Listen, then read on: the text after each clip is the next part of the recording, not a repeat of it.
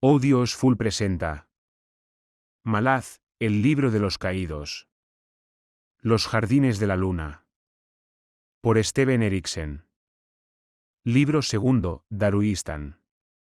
Capítulo 6. Hay una cábala que respira más hondo que los mugidos. Atrae fuegos de esmeralda bajo los radiantes adoquines de lluvia. Aunque puedas escuchar el gemido, procedente de las profundas cavernas, el susurro de la hechicería es más bajo que el postrer suspiro de un ladrón que, sin quererlo, da un paso en falso en la secreta trama de Daruistan. Cábala, fragmento. Lodazal, nacido en 1122. La punta extendida del ala derecha rozó la negra roca rugosa cuando Arpía remontó las silbantes corrientes de aire de engendro de luna. Desde las cuevas y las cornisas iluminadas por la luz de las estrellas, sus intranquilos hermanos y hermanas la llamaron al pasar. ¿Volamos?, preguntaron. Mas Arpía nada respondió. Sus rutilantes ojos negros seguían fieles en la bóveda celeste. Sus enormes alas batían con estruendoso poder. Tensa, inhibida, implacable. No tenía tiempo para el ansioso graznido de los jóvenes. No había tiempo para atender sus necesidades simplistas con la sabiduría que había acumulado a lo largo de sus 1000 años de vida. Aquella noche, Arpía volaba para su señor. Al remontar el vuelo por los quebrados picos que recorrían la cresta de luna, un viento fuerte barrió sus alas. Un viento frío y seco que sintió en las plumas untosas. A su alrededor, las corrientes nocturnas arrastraban minúsculas volutas de humo que parecían almas en pena. Arpía trazó un círculo completo mientras su mirada atenta percibía el fulgor de los pocos fuegos encendidos que quedaban en los riscos, luego alabeó un ala y se dejó llevar por el viento en dirección norte, al lago Azur. Sobrevolaba una superficie que carecía de rasgos interesantes, era la llanura del asentamiento, cuya monótona extensión de hierba grisácea no interrumpían ni colinas ni casas. Justo delante se extendía la reluciente capa enjollada de Daruistan, que proyectaba al cielo un fulgor color zafiro. A medida que se acercaba a la ciudad, su sobrenatural visión reparó, aquí y allá, entre las mansiones levantadas en la parte alta, en la emanación aguamarina de la hechicería. Arpía graznó. La magia era como ambrosía para los grandes cuervos. Les atraía por el olor a sangre y poder, y al amparo de su aura la esperanza de vida se medía en siglos. Su aroma también ejercía otros efectos. Arpía volvió a graznar. Clavó la mirada en una de las mansiones en particular, envuelta por una profusión de magia protectora. Su señor le había dado una descripción minuciosa de la firma mágica que debía buscar, y ahí estaba. La había encontrado. Plegó sus alas y cayó en picado sobre la mansión. Tierra adentro del puerto, situado en el distrito de Gadrovi, el terreno se elevaba formando 4 terrazas al este. Las calles de adoquines, gastados hasta verse reducidos a un mosaico resbaladizo, eran representativas de la zona comercial del distrito de Gadrovi, y eran 5 en total, únicas rutas que llevaban al distrito del Cenagali, de ahí, al siguiente barrio, llamado Antelago. Más allá de los tortuosos pasillos que en Antelago pasaban por calles, 12 puertas de madera daban al distrito de Daru, y, desde este, otras 12 puertas, controladas estas por la guardia de la ciudad, y atrancadas con un rastrillo de hierro, comunicaban la parte alta con la parte baja de la ciudad. La cuarta hilera de casas, la situada en terreno más elevado, contaba con las mansiones de la nobleza de Daruistan, al igual que con sus hechiceros, conocidos públicamente. En el cruce entre el paseo del Viejo Rey y la calle Vista se alzaba una colina de cima llana, sobre la cual se asentaba el pabellón de la Majestad, donde a diario se reunía el concejo. Un parque angosto rodeaba la colina, cuyos caminos de arena serpenteaban a la sombra de centenarias acacias. En la entrada del parque, cerca de la colina del Cadalso, se encontraba la imponente puerta toscamente trabajada, única superviviente del castillo que en tiempos dominó la colina de la Majestad. Hacía mucho desde que a Daruistan lo gobernó un rey. La puerta, conocida como Barbacana del Déspota, se alzaba lúgubre y desangelada, y su entramado de grietas parecía un vestigio escrito de la pasada tiranía. A la sombra del único e imponente dintel de piedra de la barbacana se hallaban dos hombres.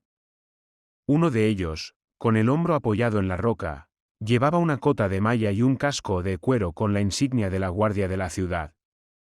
Ceñía a la cintura una espada corta, envainada, con la empuñadura envuelta en cuero sudado, y apoyaba el poste de la pica en el hombro. Se acercaba el final de su turno de medianoche, y aguardaba armado de paciencia la llegada del hombre que lo relevaría en el puesto. De vez en cuando miraba al segundo hombre, con quien había compartido aquel lugar durante más de una noche a lo largo del año pasado. Las miradas que dedicaba al elegante caballero eran subrepticias, carentes de expresión. Como solía suceder siempre que el concejal Turbanur se acercaba a la puerta a esa hora de la noche, el noble apenas dedicaba un saludo al guardia. Tampoco nunca había dicho o hecho nada que pudiera dar a entender que lo reconocía por haberlo visto ahí en otras ocasiones. Turbanur parecía un hombre falto de paciencia y siempre andaba de un lado a otro. Del tipo de personas que se incomodan por nada. Se paraba de vez en cuando para ajustarse la capa color vino, y sus lustradas botas chasqueaban al andar, despidiendo un leve eco al pie de la barbacana. Desde las sombras, la mirada del guardia recalaba en la mano enguantada de Or, que éste apoyaba en el pomo de plata de su espadín, consciente de que daba golpecitos con el índice al compás de sus propios pasos. Al principio de la guardia, mucho antes de la llegada del concejal, caminaba lentamente por la barbacana, extendiendo la mano de vez en cuando para tocar la antigua y sombría piedra. 6 años de guardias nocturnas en aquella puerta habían establecido una estrecha relación entre el hombre y el basalto. Conocía cada hendidura, cada una de sus cicatrices de escoplo. Sabía el lugar donde se había debilitado, donde el tiempo y los elementos habían estrujado la argamasa entre las piedras para después morderla hasta convertirla en polvillo. También sabía que su aparente debilidad no era más que un engaño. La barbacana, y todo por lo que se erguía, aguardaba paciente, inmóvil, como un espectro del pasado, ansiosa por renacer una vez más. Y eso, había jurado el guardia hacía mucho, jamás iba a permitirlo, siempre y cuando obrara en su poder hacerlo. La barbacana del déspota le proporcionaba todas las razones necesarias para ser quien era, rompecírculos, un espía. Tanto él como el concejal aguardaban la llegada de un tercero, que nunca faltaba a una cita. Turbanur gruñiría como tenía por costumbre, molesto por el retraso, después aferraría al otro del brazo y caminarían juntos bajo el sombrío dintel de la barbacana. Y, con ojos ya acostumbrados a la oscuridad, el guardia señalaría el rostro del otro, grabándolo de forma indeleble en la soberbia memoria que ocultaban sus facciones vulgares. Para cuando ambos concejales volvieran de su paseo, el guardia habría sido relevado y se hallaría de camino al lugar donde debía entregar el mensaje, según las instrucciones de su señor. Si a rompecírculos no le traicionaba la suerte, podría sobrevivir a la guerra civil en la que Daruistán, al menos eso pensaba él, estaba a punto de sumirse. No le preocupaba la amenaza de Malaz. Las pesadillas, de una en una, se decía a sí mismo a menudo, sobre todo en noches como aquella, cuando la barbacana del déspota parecía encarnar su promesa de resurrección con burlona seguridad. Lo cual podría redundar en interés nuestro, leyó en voz alta el alquimista supremo Baruch en el pergamino que sostenía con sus manos gordezuelas. Siempre la misma frase inicial, que apuntaba a un conocimiento turbador. Una hora antes, su sirviente Roul le había entregado la nota, la cual, como todas las otras notas que le habían llegado a lo largo del año anterior, la habían encontrado en la buhedera de la puerta posterior de la propiedad. Al reconocer la caligrafía, Baruch había leído inmediatamente la misiva y, después, había despachado a sus mensajeros a la ciudad. Tales nuevas exigían una acción, y él era uno de los pocos poderes secretos de Daruistán capaces de encargarse de ello. Se hallaba sentado en el sillón de felpa de su estudio, pensativo. Su engañosa mirada somnolienta pestañeó ante las palabras escritas en el pergamino. El concejal Turbanur pasea en el jardín con el concejal Feder. Tan solo me conocen por rompecírculos, un sirviente de la anguila, cuyos intereses siguen coincidiendo con los de Baruch. De nuevo Baruch sintió la tentación. Con sus destrezas poco le costaría descubrir la identidad de quien la había escrito, pero no la de la anguila, Claro, esa era una identidad que muchos ansiaban conocer, sin éxito. Como siempre, hubo algo que le contuvo. Cambió de postura en el sillón y suspiró. Muy bien, rompecírculos, continuaré respetándote, aunque está claro que sabes más que yo, y afortunado es, como no, que los intereses de tu señor coincidan con los míos. Al menos, de momento.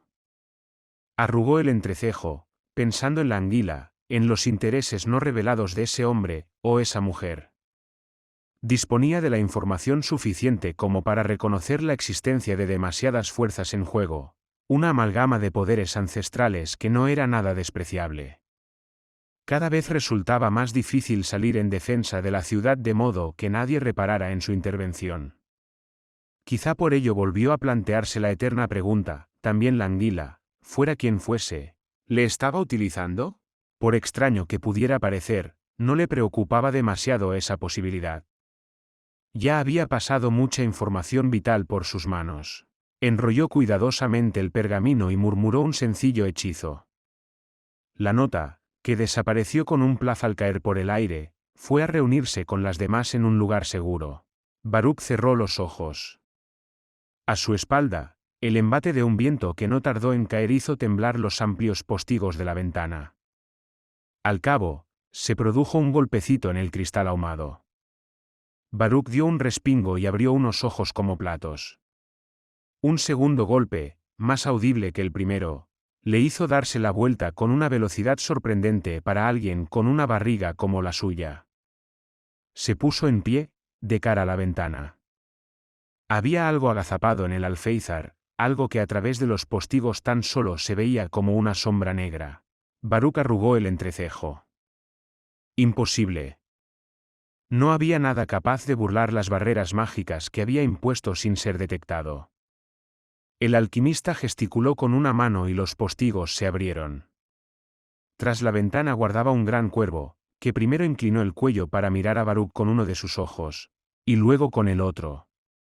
Empujó el fino cristal con el pecho. Finalmente, el vidrio cedió y se hizo pedazos.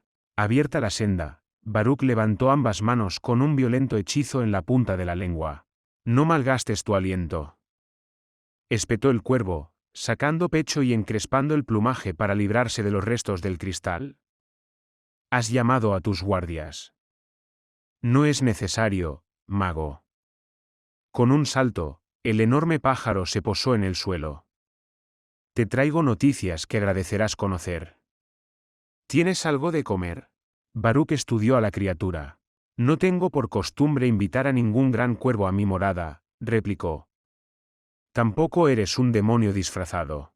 Pues claro que no. Me llamo Arpía. Inclinó la cabeza en un gesto burlón. Es un placer, señor. Baruch titubeó, reflexivo. Al cabo, suspiró y dijo. De acuerdo. He ordenado a mis guardias que vuelvan a sus puestos. Mi sirviente Roul se acercará con los restos de la cena, si eso te acomoda. Excelente. Arpía anadeó por el suelo hasta posarse en la alfombra, ante la chimenea. Aquí estamos, sí, señor. ¿Y qué me dices a una relajante copa de vino? ¿Quién te ha enviado, Arpía? Preguntó Baruch cuando se acercó a la jarra del escritorio. Por lo general, no solía beber tras la puesta de sol, trabajaba de noche, pero tenía que reconocer el discernimiento de Arpía. Una copa de vino era precisamente lo que necesitaba para calmar los nervios. El gran cuervo titubeó antes de responder a la pregunta. El señor de engendro de luna. Baruch levantó la jarra, inmóvil. Comprendo, dijo en voz baja, mientras se esforzaba por controlar los latidos de su corazón.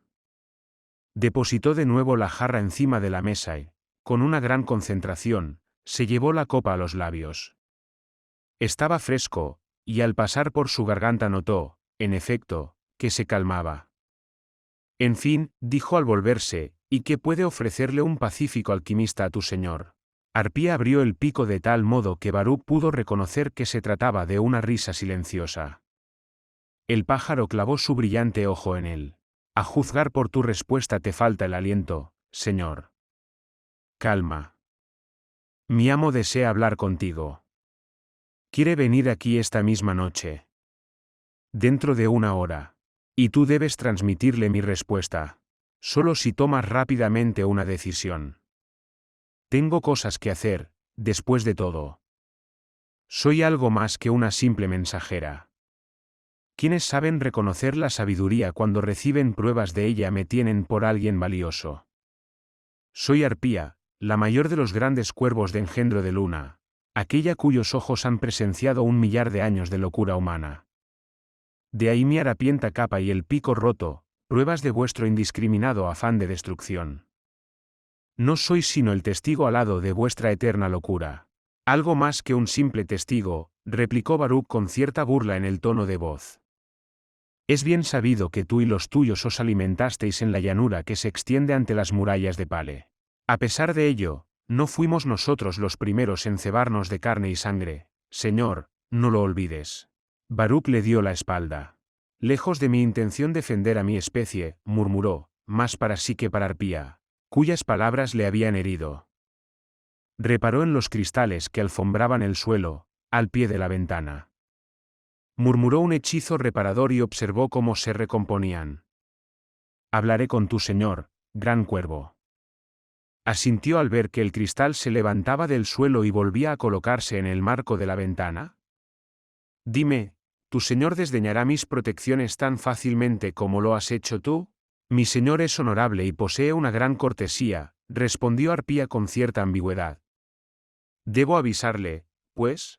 Hazlo, cedió Baruch tomando otro sorbo de vino. Abriré un paso para esta visita. Llamaron a la puerta. Sí, entró Roul. Hay alguien esperando en la puerta que desea verle, informó el sirviente de pelo blanco mientras depositaba en la mesa un plato con una abundante ración de cerdo asado. Baruch se volvió a Arpía con una ceja enarcada. Esta batió sus alas. Tu invitado es mundano, un personaje azogado en cuyos pensamientos anidan la avaricia y la traición. Un demonio se aferra a su hombro, un demonio llamado ambición. ¿De quién se trata, Roul? Preguntó Baruch. El sirviente titubeó y lanzó una fugaz mirada al ave, que en ese momento parecía más pendiente del plato de cerdo. Baruch rió. A juzgar por lo dicho por mi sabia invitada, creo que ella ya conoce la identidad de ese hombre. Habla sin reparos, Roul. Es el concejal Turbanur. Me quedaré contigo, dijo Arpía, si necesitas mi consejo. Hazlo, por favor, aceptó el alquimista, y sí, agradeceré tu consejo.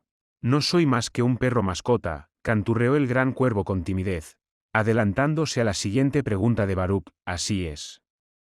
Y mis palabras sonarán a su oído como suaves ladridos. Ensartó un pedazo de carne y la engulló de un bocado. A Baruch empezaba a gustarle aquella vieja bruja negra. Tráenos al concejal, Roul. El sirviente abandonó la estancia. Unas antorchas arcaicas iluminaban con luz temblorosa el jardín de altos muros, proyectando sombras vacilantes sobre las losas.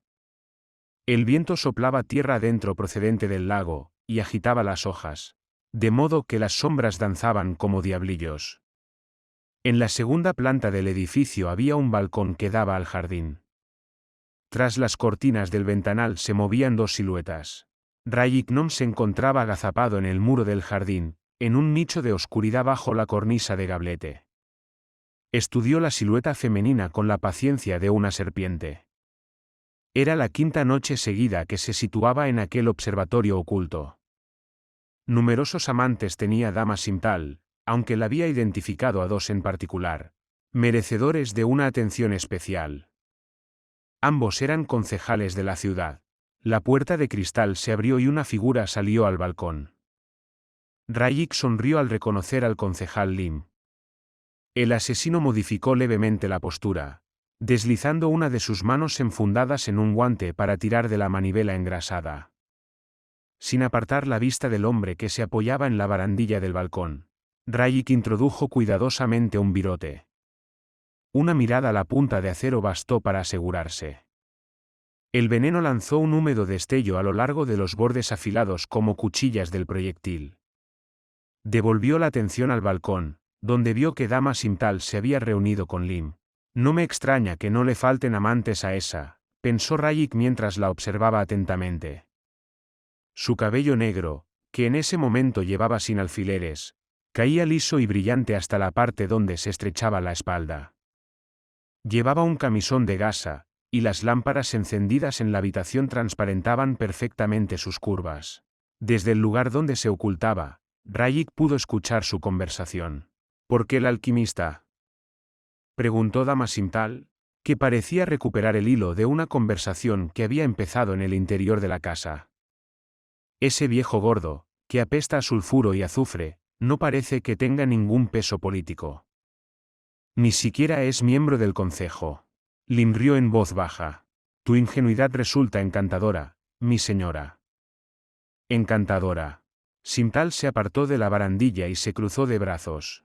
Ilústrame, pues, dijo en tono cortante, apenas contenido. No tenemos más que sospechas, señora, explicó Lim tras encogerse de hombros. Pero tan solo el lobo que es sabio sigue hasta el último rastro, por despreciable que pueda parecer. Al alquimista no le importa que los demás lo consideren igual que lo haces tú, como a un viejo senil y chocho. Lim pareció reflexionar, como si sopesara cuánto podía revelar. Disponemos de fuentes entre los magos, continuó con cautela. Nos informan de un hecho cargado de significado. Muchos de los magos de la ciudad temen al alquimista, a quien se refieren con un título, que de por sí sugiere la existencia de algún tipo de cábala secreta. Un parlamento de hechiceros, señora, es cosa mala. Dama Simtal había vuelto al lado del concejal. Ambos se inclinaron sobre la barandilla y observaron el oscuro jardín. La mujer permaneció un rato en silencio. ¿Tiene vínculos con el concejo?, preguntó finalmente la dama. Si los tiene, ha ocultado muy bien las pruebas, respondió Lim con sonrisa lobuna. Política, pensó Rayik con desprecio. Y poder. Esa zorra se abre de piernas al concejo, al que ofrece un vicio que pocos pueden ignorar. Rayik crispó las manos. Mataría esa noche. No se trataba de un contrato, la guilda no tenía nada que ver. Su venganza era un asunto personal. La mujer hacía acopio de poder, aislándose, y Rayik creía saber por qué. Los fantasmas de la traición no la dejarían en paz. Paciencia, se recordó al apuntar el arma. Durante los últimos 2 años, Dama Simtal había llevado una existencia indolente, y las riquezas que había robado le habían servido para aguzar aún más su avaricia, mientras que el prestigio de ser la única propietaria de la hacienda había contribuido mucho a engrasar los goznes de la puerta que conducía a su dormitorio. El crimen que había cometido no era contra Rayik, pero, al contrario que la persona contra la que había atentado, Rayik no tenía orgullo para detener la venganza. Paciencia, se repitió Rayik, cuyos labios pronunciaron en silencio la palabra mientras observaba a su víctima con un ojo entrecerrado. Aquella era una cualidad definida por su recompensa de la que tan solo le separaban unos instantes. Menudo perrazo, alabó el concejal Turban Our al entregar la capa a Raúl. En aquella habitación, Baruch era el único capaz de distinguir el aura de ilusión que envolvía por completo al negro perro de caza, hecho un ovillo en la alfombra, ante el fuego del hogar. El alquimista sonrió y señaló un sillón. Pero siéntese, por favor, concejal. Lamento molestarle a estas horas de la noche, dijo Or, mientras se acomodaba en el sillón de felpa. Baruch se sentó frente al invitado, y Arpías se encontraba entre ambos. Se dice que la alquimia florece mejor en la profunda oscuridad. Por eso supo que me encontraría despierto, dijo Baruch. Ha demostrado que sabe cuándo apostar, concejal. ¿Qué se le ofrece? Or extendió la mano para acariciar la cabeza de Arpía. Baruch tuvo que apartar la mirada para contener la risa. El concejo votará dentro de 2 días, explicó Or. Creemos que con la proclama de neutralidad que buscamos, podremos evitar la guerra con Malaz. Sin embargo, hay quienes no lo ven de ese modo. El orgullo ha vuelto beligerantes a estos concejales. No atienden a razones. Tal como nos sucede a todos, murmuró Baruch. El apoyo de los hechiceros de Daruistan haría mucho bien a nuestra causa. Cuidado, advirtió Arpía. Este hombre se muestra muy vehemente. Ur observó al perro. Tiene una patita mala, explicó Baruch. No le haga mucho caso. El alquimista recostó la espalda en el sillón y arrancó un hilo suelto de la túnica. Admito sentir cierta confusión, concejal. Parece dar por sentadas algunas cosas que no puedo aprobar. Baruch extendió las manos y miró ahora los ojos. Los hechiceros de Daruistan, por ejemplo. Podría recorrer los 10 mundos sin encontrar una colección más viperina y rabiosa de seres humanos. Oh, no pretendo decir que todos sean así, puesto que existen algunos cuyo único interés, u obsesión, si lo prefiere, consiste en ahondar en el conocimiento de su trabajo. Llevan tanto tiempo con la nariz enterrada entre libros, que ni siquiera sabrían decirle en qué siglo estamos. Los demás hallan en las disputas el único placer de sus vidas. A medida que Baruch exponía sus impresiones, los labios de Our habían dibujado una sonrisa. No obstante, dijo con un brillo de astucia en su oscura mirada, hay algo en lo que todos coinciden. ¿De veras? ¿Y de qué se trata, concejal? En el poder. Baruch, todos sabemos de su eminencia entre los magos de la ciudad. Bastaría con una palabra suya para unirlos a todos. Me halaga que piense así, respondió Baruch. Desdichadamente, he ahí su segunda conjetura errónea. Aunque tuviera la influencia que sugiere, Arpía resopló, lo cual le hizo acreedor de una mirada encendida de Baruch, y conste que no es así. ¿Por qué motivo iba yo a apoyar una postura tan conscientemente ignorante como la que proponen? ¿Una declaración de neutralidad? Sería como querer navegar contra el viento, concejal. ¿De qué iba a servir? La sonrisa de Our se volvió más tensa. Imagino, señor, que no querrá compartir el mismo destino que los demás magos de Pale. ¿A qué se refiere? Preguntó Baruch, ceñudo. Asesinado por una garra al servicio del imperio. Engendro de Luna iba totalmente por su cuenta en lo que respecta al imperio. Su información contradice la mía, replicó Baruch, que se maldijo por haber revelado tanto. No confíes demasiado en ello, advirtió Arpía. Ambos estáis equivocados. Ur había enarcado las cejas al escuchar las palabras de Baruch. ¿De veras? Quizá resultaría mutuamente beneficioso compartir la información de que disponemos. No lo creo, replicó Baruch. ¿Qué supone eso de apabullarme con la amenaza del imperio? Que si se vota en contra de la declaración, todos los hechiceros de la ciudad morirán a manos del imperio. Y que si se vota a favor de ella, tendrán derecho a abrir las puertas a los malazanos para una convivencia pacífica, escenario en el cual sobrevivirían los hechiceros locales. Muy astuto, señor, observó Arpía. Baruch estudió la rabia que apenas lograba ocultar la expresión del concejal. ¿Neutralidad? Qué bien ha logrado dar la vuelta al significado de esa palabra. Esa declaración suya solo serviría como primer paso hacia la anexión total, Ur. Por suerte para los suyos, no ejerzo influencia alguna, ni tengo voto ni peso. Baruch se levantó. Roul le acompañará a la puerta. Turban Ur también se levantó del sillón.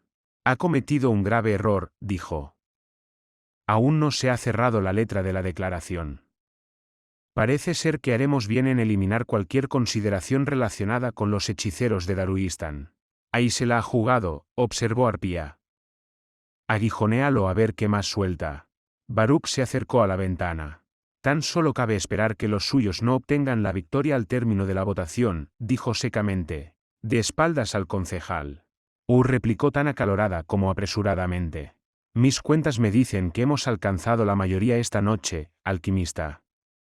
Podría haber puesto la guinda al pastel. Lástima, se burló, porque ganaremos solo por un voto. Aunque con eso bastará.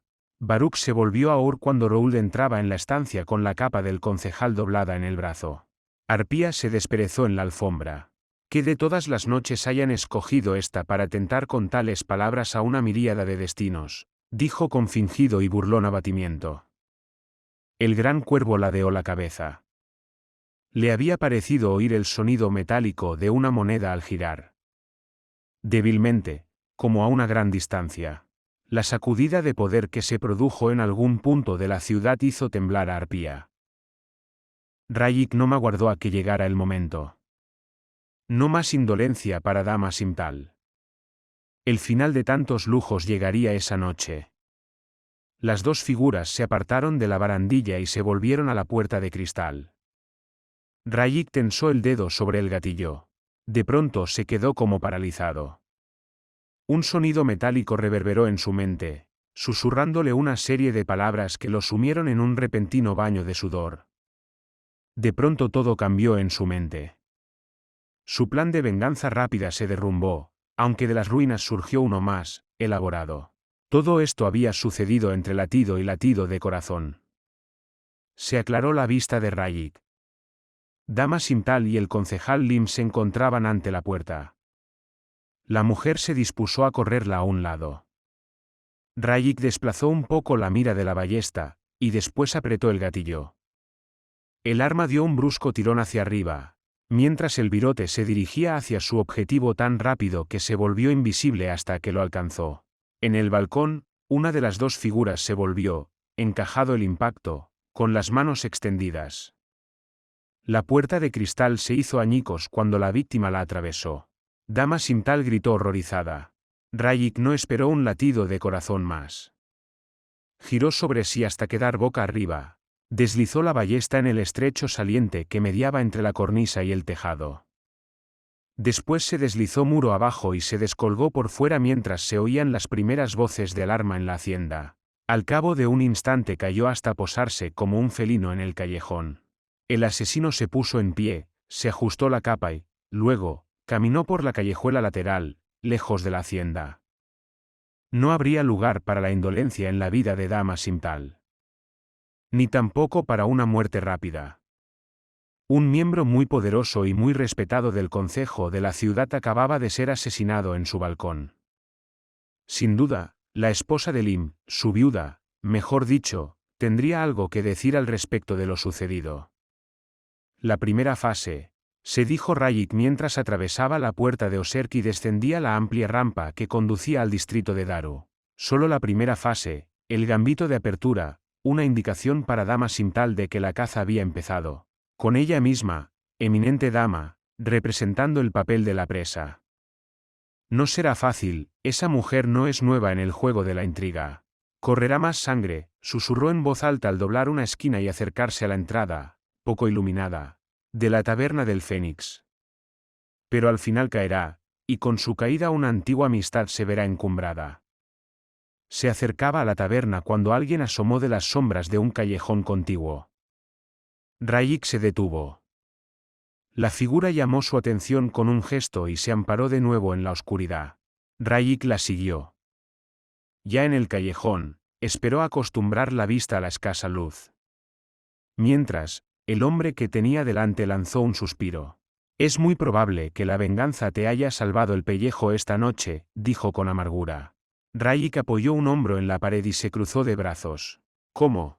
El líder del clan Ocelote se acercó a él, y su rostro chupado se torció en lo que ya era un gesto habitual en él. La noche ha sido un desastre, ¿no te has enterado? No. Los finos labios de Ocelote dibujaron una sonrisa carente de humor. Ha estallado una guerra en los tejados. Alguien pretende matarnos. Hemos perdido a 6 rondadores en menos de una hora, lo cual significa que hay más de un asesino ahí fuera. Sin duda, respondió Rayik, que cambió la postura cuando la humedad de las piedras de la taberna traspasó la capa hasta llegarle a la piel y provocarle un escalofrío. Como de costumbre, los asuntos de la guilda le aburrían. Ocelote continuó. Perdimos a ese hombretón llamado Talo Crafar, y a un líder de clan. Echó un vistazo por encima del hombro, como si sospechara la llegada de un ataque inesperado por la espalda. A pesar de su falta de interés, Rayik enarcó ambas cejas al oír aquella parte de las noticias. Deben de ser muy buenos. ¿Buenos? Todos nuestros testigos oculares están muertos, así van las cosas esta horrible noche. Esos cabrones no cometen errores. Todos cometemos errores, masculló Rayik. ¿Ha salido Borkan? Ocelote negó con la cabeza. Aún no. Está demasiado ocupada convocando a todos sus clanes. Rayik arrugó el entrecejo, a pesar de sí mismo, sentía curiosidad. ¿Podría tratarse de un desafío por el liderazgo de la guilda? Quizás sea un asunto interno, una facción que... ¿Acaso nos tienes por una pandilla de idiotas, no? Esa fue la primera sospecha de Borkan. No, no se trata de algo interno. Sea lo que sea que anda por ahí matando a los nuestros es de fuera de la guilda. Incluso de fuera de la ciudad. A Rayik la respuesta le parecía obvia. Un clan del imperio, entonces, sugirió con un encogimiento de hombros. Aunque a juzgar por su expresión parecía renuente, Ocelote tuvo que admitir que su hombre tenía razón. Es probable. Se supone que son los mejores, ¿verdad? Pero, ¿por qué van a por la guilda? Si estuviera en su lugar iría antes a por la nobleza. ¿Me estás pidiendo que me ponga en la piel de la emperatriz, Ocelote? He venido a advertirte de lo sucedido. Y eso es un favor que te hago, Nom. Dado que andas metido en esa venganza tuya, la guilda no tiene la obligación de protegerte. Considéralo un favor. Rayik se apartó de la pared y se volvió a la embocadura del callejón. ¿Un favor, Ocelote? Rió. Vamos a tender una trampa, dijo este al tiempo que se interponía en su camino. Luego señaló la taberna del Fénix con su barbilla cubierta de cicatrices. Déjate ver, y procura que todo el mundo se entere de a qué te dedicas por dinero. Cebo, concluyó impasible el asesino. Tú haz lo que te digo. Sin responder, Rayik abandonó el callejón, subió la escalera y entró en la taberna del Fénix. Algo toma forma en la noche, dijo Arpía cuando Turbanur se hubo marchado. El aire que la rodeaba resplandeció al adoptar de nuevo su verdadera forma. Baruch se acercó a la mesa de mapas con las manos entrelazadas a la espalda para contener el temblor que se había apoderado de ellas. Entonces, tú también lo has sentido. Hizo una pausa, y luego suspiró. Estas parecen las horas de mayor ajetreo. La convergencia de poder siempre produce este resultado, explicó Arpía, que se incorporó para extender sus alas. Se reúnen los vientos negros, alquimista. Cuidado con su aliento de látigo. Vientos que tú montas, mensajera de nuestras trágicas desdichas, gruñó Baruch. Se acerca mi señor, aseguró mientras se dirigía como un pato a la ventana. Tengo otras cosas que hacer. Permíteme, dijo el alquimista, acompañando la petición de un gesto. Seguidamente, la ventana se abrió de par en par. Arpía batió sus alas hasta posarse en el alféizar. Una vez allí, guiñó un ojo a Baruch. Veo 12 barcos que navegan hacia un puerto, dijo. 11 están envueltos en llamas. Baruch dio un respingo. No había previsto la posibilidad de una profecía. Entonces, sintió miedo. ¿Y el 12º barco? Preguntó en un hilo de voz. En el viento una granizada de chispas llena el cielo nocturno. Las veo girar sobre sí, girar alrededor del último barco. Arpía hizo una pausa. Siguen girando. Después desapareció. Baruch se hundió de hombros. Vuelto al mapa extendido sobre la mesa, estudió las 11 ciudades que en tiempos fueron libres, antes de enarbolar sus astas la bandera del imperio. Solo quedaba Daruistan, la 12ª y última sin una bandera que fuera color vino y gris. El paso de la libertad, murmuró. De pronto gruñeron las paredes que lo rodeaban, Baruch ahogó un grito y un peso enorme pareció aplastarlo. La sangre latía con fuerza en sus sienes, hasta tal punto que sintió un terrible dolor de cabeza. Se apoyó en el borde de la mesa para evitar caerse. Los globos de luz incandescente suspendidos del techo perdieron intensidad, y luego se apagaron. En la oscuridad, el alquimista oyó chasquidos a lo largo y ancho de las paredes, como si la mano de un gigante acabara de aplastar el edificio. De pronto desapareció la presión, y Baruch levantó una mano temblorosa para secar el sudor que perlaba su frente. Una voz suave habló a su espalda. Saludos, alquimista supremo. Soy el señor de engendro de luna. Aún frente a la mesa, Baruch cerró los ojos y asintió. El título no será necesario, susurró. Por favor, llámame Baruch. En la oscuridad me siento como en casa, dijo la visita. Supondrá un inconveniente, Baruch. El alquimista murmuró un hechizo. Pudo distinguir los detalles del mapa extendido en la mesa, que emanaba una especie de fulgor azulado. Se volvió al señor de engendro de luna y se asombró al descubrir que la figura alta y cubierta con una capa despedía tan poco calor como el resto de los objetos inanimados de la estancia. A pesar de la oscuridad, alcanzó a distinguir sus rasgos faciales. Tiste-Andí, dijo. El otro se inclinó levemente. Sus ojos angulosos y multicolor observaron la habitación. ¿Tienes vino, Baruch? Por supuesto, señor. El alquimista se dirigió al escritorio. Mi nombre, al menos tal como los humanos han podido pronunciarlo hasta ahora, es Anomandergak. Este siguió a Baruch al escritorio. Sus botas chascaban en el encerado suelo de mármol. Baruch sirvió el vino, y luego se volvió para estudiar a Arak con cierta curiosidad. Había oído que los guerreros Tiste-Andí combatían al imperio en el norte, bajo el mando de una bestia salvaje llamada Khaledenbrud. Se habían aliado con la Guardia Carmesí, juntas, ambas huestes diezmaban a los malazanos. De modo que había Tiste-Andí en engendro de luna, y el que tenía delante era su señor. Era la primera vez que Baruch se hallaba en presencia de un Tiste-Andí. Eso hizo que se sintiera un poco inquieto. ¡Qué ojos tan extraordinarios!, pensó. En un instante eran color de ámbar, felinos e inquietantes y, al siguiente, eran grises y taimados como los de una serpiente.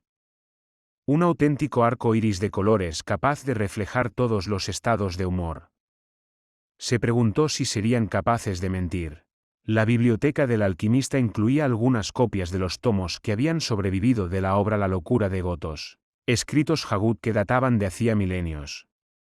En ellos, los Tiste-Andí eran mencionados de vez en cuando con cierto temor, recordó Baruch.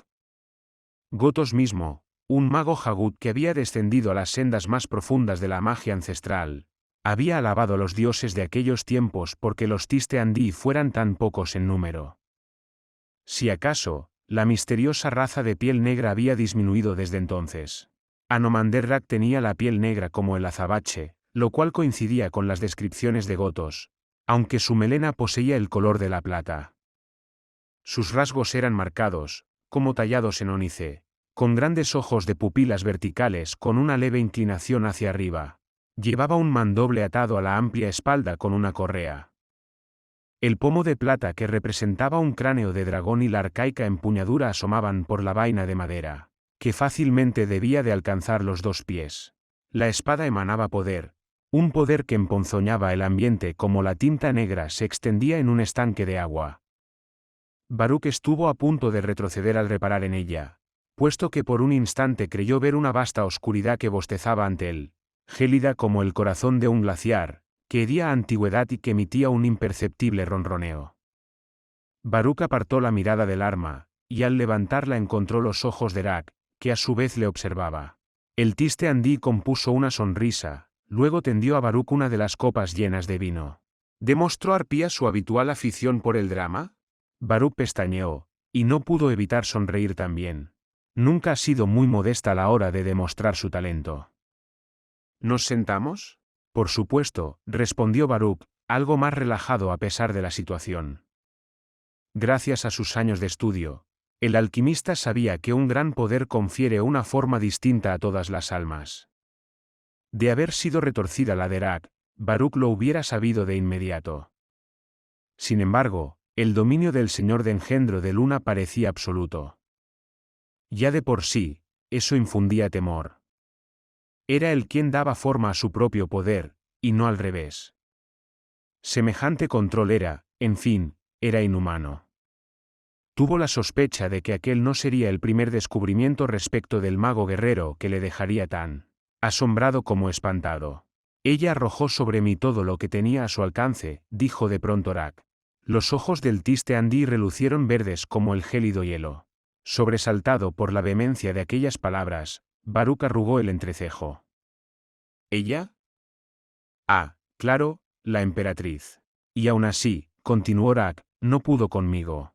Claro que, tuviste que retirarte, apuntó el alquimista con cierta cautela, vencido, derrotado. Percibo tu poder, Anomander-Rak, añadió. Vibra como una onda. Por tanto, debo preguntarte cómo lograron derrotarte. Algo se acerca de Taisren, mago supremo del imperio, y aunque tiene bastante poder no podría competir con el tuyo. Por tanto, volveré a preguntártelo, ¿cómo?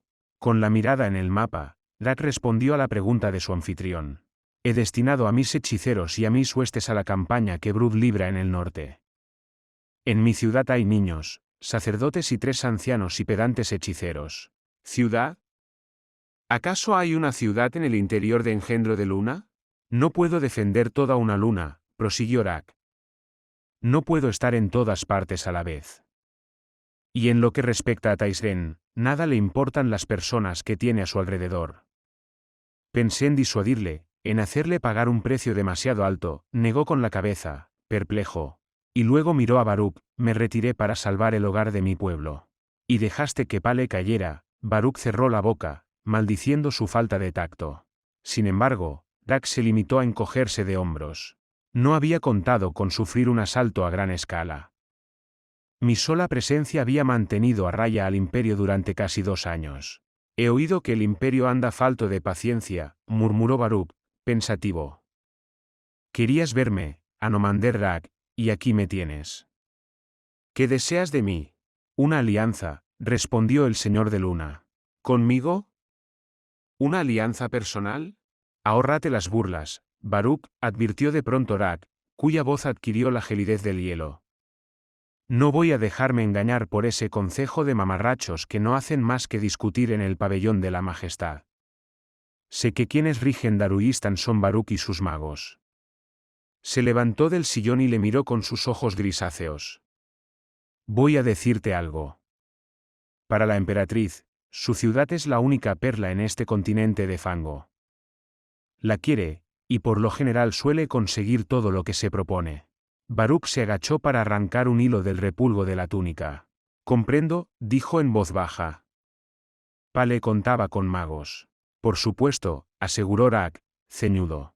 Aún así, prosiguió Baruch, cuando la batalla se torció, lo primero en lo que pensaste no fue en la alianza que habías pactado con la ciudad, sino en el bienestar de tu luna. ¿Quién te ha dicho eso? Inquirió Rak.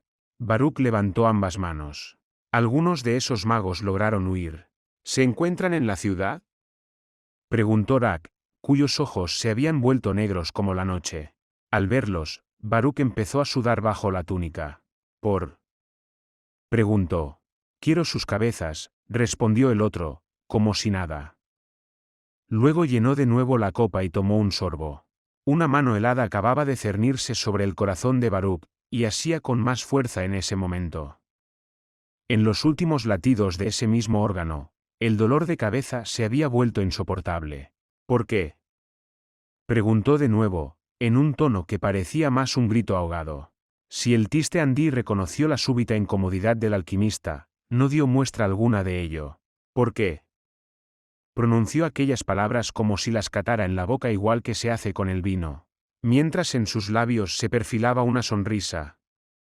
Cuando la hueste de Morant descendió de las montañas y Taisren cabalgó a la cabeza de su cuadro de magos, cuando se extendió el rumor de que una garra del imperio se había infiltrado en la ciudad, la sonrisa de Rak se torció hasta convertirse en una mueca despectiva. Los magos de Pale huyeron. Hizo una pausa, como si ordenara en la memoria el curso de los acontecimientos. Me encargué de la garra cuando apenas habían dado 12 pasos tras las murallas. Cayó de nuevo, y su rostro delató un atisbo de arrepentimiento. De haber permanecido los magos en la ciudad, el asalto hubiera sido rechazado. Taisren, al parecer, estaba más pendiente de otras cuestiones. Había saturado su posición, la cima de la colina, de protecciones mágicas. Después desató los demonios no contra mí, sino contra algunos de sus compañeros. Eso me desconcertó, aunque, en lugar de permitir que tales criaturas conjuradas vagaran a sus anchas, tuve que emplear un poder vital para destruirlas. Suspiró y luego añadió, retiré luna cuando poco faltaba para su destrucción. Dejé que vagara al sudoeste, en pos de esos magos. ¿En pos de ellos? Di con el rastro de todos a excepción de 2. Dak miró fijamente a Baruch. Quiero a esos dos, los prefiero con vida, pero con sus cabezas me daré por satisfecho. ¿Los asesinaste a todos? ¿Y cómo? Con mi espada, por supuesto. Baruch retrocedió un paso, impresionado. Oh, susurró. Oh. La alianza, recordó Dak antes de apurar la copa. Hablaré con la cábala a este respecto, respondió Baruch, que se puso en pie temblando. Pronto te enviaremos nuestra respuesta. Observó la espada atada con correas a la espalda del Tiste Andí.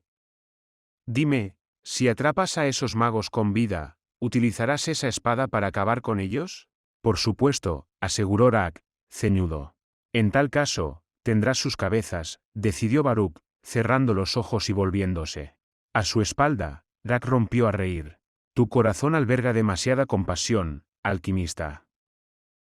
La pálida luz tras la ventana anunciaba el alba. Tan solo una de las mesas seguía ocupada en el interior de la taberna del Fénix.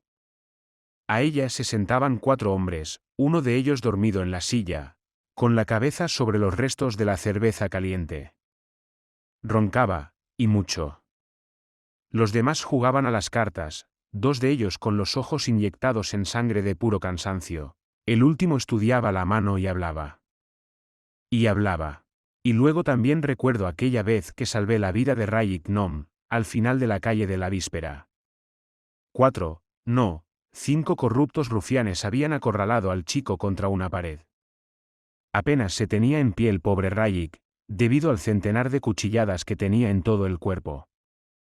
Tuve claro en ese momento que no duraría mucho la riña. Me acerqué a ellos, a esos 6 asesinos, por detrás, el viejo Krupp con fuego en las yemas de los dedos, un hechizo mágico de tremebunda virulencia. Pronuncié las palabras mágicas, y zas. 6 montoncillos de ceniza a los pies de Rayik. 6 montoncitos de cenizas entre los cuales brillaban las monedas que llevaban sus dueños encima. Ah, ja, ja, ja. Digna recompensa. Murillo inclinó la elegante y larga melena sobre azafrán joven mano. ¿Será posible, susurró? Que un turno pueda durar tanto como cuando juega Krupp. Azafrán sonrió a su amigo. No me importa, de veras. Aquí estoy a salvo, y eso es lo que cuenta para mí. Una guerra de asesinos, va. Exclamó Krupp, que se reclinó para limpiar su frente con un pañuelo de seda. Krupp sigue teniendo sus dudas. Decime, ¿no visteis a Rayik Nom aquí antes? Habló largo y tendido con Murillo ahí mismo, eso hizo el muchacho. Tan pancho como siempre, ¿o no? Nom se comporta así cada vez que se carga a alguien, replicó Murillo. Maldita sea, haz el favor de jugar una carta. Tengo algunas citas que atender esta mañana. ¿Y de qué hablaste con Rayik? Preguntó Azafrán. Por toda respuesta, Murillo se limitó a encogerse de hombros. Luego continuó mirando fijamente a Krupp. ¿Es el turno de Krupp? Preguntó este, enarcando sus finísimas cejas. Azafrán cerró los ojos y se espatarró en la silla. Vi a 3 asesinos en los tejados, Krupp. Y los 2 que mataron al tercero fueron a por mí, aunque resulta obvio que no soy ningún asesino. Bien, dijo Murillo, que reparó en la ropa maltratada del joven ladrón, y en los cortes y roces de su rostro y manos. Estoy dispuesto a creerte. Estúpidos. Krupp comparte su mesa con unos estúpidos. Krupp observó al que roncaba. Y este de aquí, Cole, es el mayor de ellos. Triste es que sea consciente de ello, de ahí su actual estado, del que podrían deducirse muchas verdades profanas. ¿Citas dices, Murillo? Krupp no sabía que las damitas de la ciudad amanecieran tan temprano. Después de todo, ¿qué podrían contemplar en el espejo? Krupp tiembla solo de pensarlo. Azafrán masajeó el rasguño que ocultaba su larga mata de pelo castaño. Al dar con él, torció el gesto. Vamos, Krupp, masculló. Juega una carta. ¿Me toca? Diría que la conciencia de sí mismos no es algo que se extienda a quienes les toca jugar, comentó secamente Murillo. Se oyeron pasos en la escalera. Los 3 se volvieron para ver a Rayik Nom, que bajaba de la primera planta. El hombre alto de piel oscura parecía descansado.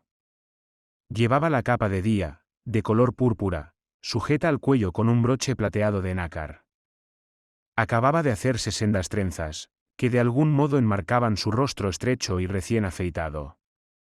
Rayik se acercó a la mesa y llevó la mano a la rala melena de Cole. Luego tiró de ella para levantar la cabeza del borracho de los restos de cerveza que empapaban la mesa. Seguidamente, devolvió la cabeza a su lugar y tiró del respaldo de una silla. ¿Seguís con la partida de anoche? Pues claro, respondió Krupp. Krupp tiene a estos dos contra la mismísima pared, a punto de perder hasta sus mismísimas camisas. Me alegra volver a verte, amigo Rayik. Este muchacho de aquí, Krupp señaló a Azafrán con su mano regordeta, en la que los dedos mariposeaban, habla incansablemente del peligro de muerte que pende sobre nuestras cabezas. Un auténtico diluvio de sangre. ¿Alguna vez habías escuchado semejantes tonterías, Rayik, amigo de Krupp? Es un rumor como otro cualquiera, respondió Rayik quitándole importancia. Esta ciudad se erigió sobre rumores. Azafrán se sintió extrañado. Por lo visto, aquella mañana nadie parecía dispuesto a afrontar las respuestas. Se preguntó de nuevo de qué habrían estado hablando antes el asesino y Murillo, encorvados sobre una mesa tenuemente iluminada en una esquina del salón. A Azafrán le había parecido que conspiraban. No era que no solieran hacerlo, aunque casi siempre Krupp fuera el instigador. Murillo se volvió hacia la barra. Salty, llamó. ¿Estás despierta? Se oyó un gruñido a modo de respuesta procedente de la barra de madera y luego Salty se levantó. Llevaba el pelo rubio despeinado, y su rostro generoso en carnes tenía si cabe un aspecto aún más rellenito. Ajá, masculló. ¿Qué pasa? Desayuno para mis amigos, si eres tan amable. Murillo se puso en pie y repasó la factura de su indumentaria con una mirada crítica y desaprobadora. La camisa corta, teñida de un verde estridente, colgaba de su desgarbada huesa, mustia y con manchas de cerveza. Sus buenos pantalones de cuero se veían muy arrugados. Con un suspiro, Murillo se apartó de la mesa.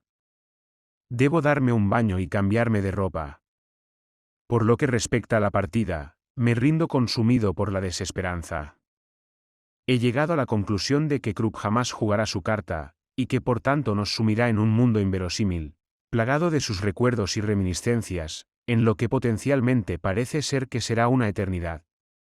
Buenas noches a todos. Rayik y él cruzaron una mirada, y Murillo sintió de forma imperceptible. Azafrán percibió aquella muda comunicación, y de resultas de ello frunció aún más el ceño. En cuanto Murillo se hubo marchado, se volvió a Rayik. El asesino permanecía sentado, pendiente de Cole, con una expresión tan impenetrable como de costumbre. Salty se metió en la cocina, y al cabo el salón se llenó del estruendo de los cacharros. Azafrán arrojó sus cartas al centro de la mesa y se recostó, cerrados los ojos. ¿Se ha rendido también el muchacho?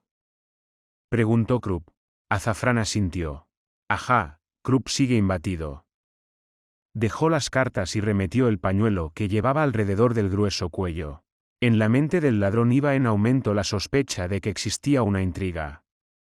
Primero, la guerra de los asesinos, luego Rayik y Murillo, que tramaban algo. Al poco, abrió los ojos. Le dolía todo el cuerpo después de la persecución de la noche anterior, pero era consciente de la suerte que había tenido. La imagen de aquellos asesinos altos y negros volvió a él, acompañada de un temblor que lo sacudió. A pesar de todos los peligros que le habían acechado en los tejados la pasada noche, tenía que admitir que había sido muy emocionante. Después de cerrar de un portazo la puerta de la taberna y beber a grandes tragos la cerveza que Salty le había puesto en la mano, todo su cuerpo había temblado durante largo rato. Observó a Cole. Krupp, Murillo y Rayik. Qué grupo tan extraño, un borracho, un mago obeso de dudosas habilidades, un petimetre y un asesino. A pesar de todo, eran sus mejores amigos. Sus padres habían perecido a causa de la plaga alada cuando él apenas había cumplido los 4 años. Desde entonces había sido su tío Mammoth quien se había encargado de él. El anciano sabio lo hizo lo mejor que pudo, aunque no fue suficiente. Azafrán descubrió en las noches sin luna en los tejados y en las sombras de las calles un mundo más excitante que él, que ofrecían los mohosos libros de su tío. No obstante, a esas alturas se sentía muy solo. Krupp nunca se desprendía de su máscara de idiota, ni siquiera un instante, a lo largo de todos los años en los que Azafrán había servido como aprendiz del gordo en el arte del robo. Jamás lo había visto actuar de otra manera. La vida de Cole parecía centrada única y exclusivamente en un constante rechazo de la sobriedad, por razones que Azafrán desconocía, aunque sospechaba que, en otros tiempos, Cole había sido alguien. Y ahora Rayik y Murillo le habían excluido de una nueva intriga. Una imagen se formó en sus pensamientos, el cuerpo de una doncella dormida, en cuya piel se reflejaba la luz de la luna. Enfadado consigo mismo, sacudió la cabeza. Salty llegó con el desayuno, rebanadas de pan frito en mantequilla, un pedazo de queso de cabra, un tallo de uvas del lugar y una cafetera con el amargo café de Kalos. Sirvió primero a Azafrán, que se lo agradeció con un gruñido. La impaciencia de Krupp fue en aumento, mientras Salty servía al joven. Menuda impertinencia, dijo el hombre, ajustando los manchados puños de su amplia casaca. Krupp se está planteando lanzar un millar de hechizos a la maleducada de Salty. Será mejor que Krupp no haga tal cosa, advirtió Rayik. Oh, no, pues claro que no, se corrigió Krupp, que se secó la frente con el pañuelo. Después de todo, un mago de mis destrezas jamás se rebajaría por un simple pinche. ¿Pinche?, preguntó Salty. Acto seguido se hizo con una rebanada de pan, con la cual golpeó la cabeza de Krupp.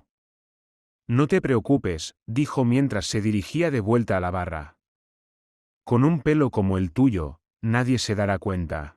Krupp se quitó el pan de la cabeza. Estaba a punto de arrojarlo al suelo, pero cambió de opinión y se humedeció los labios. Esta mañana Krupp se siente magnánimo, dijo antes de que sus labios formaran una generosa sonrisa. Colocó el pan en su plato. Se inclinó hacia adelante y entrelazó los dedos gordezuelos. Krupp desearía iniciar este ágape con unas uvas, por favor.